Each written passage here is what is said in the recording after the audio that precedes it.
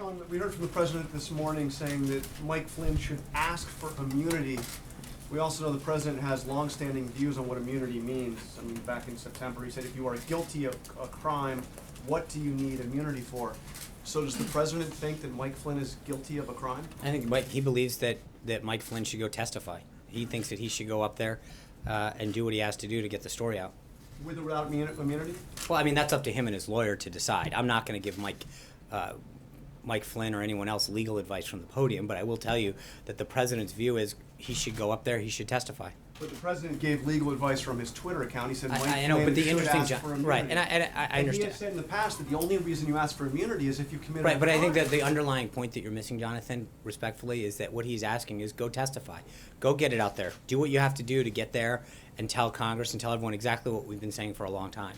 So, I mean, again, I get your point, but I think that the interesting thing is if you actually stop for a second and realize what the president's doing, is that he's saying do whatever you have to do to go up, to make it clear what happened, take whatever precaution you want or however your legal counsel advises you.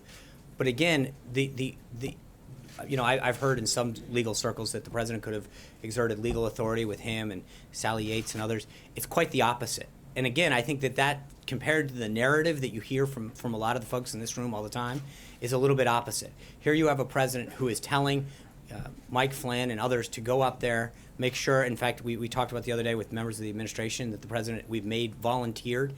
This doesn't look at an administration that's not doing everything it can to get to the bottom of this in the appropriate way. And I think that is an important distinction that has been lost on a lot of you, that every action that we have taken, we've got up here and we've talked about Russia and the lack of a connection. We've talked about the fact that every single person who's been briefed has come away saying none exist, Republican, Democrat, Obama appointee, etc.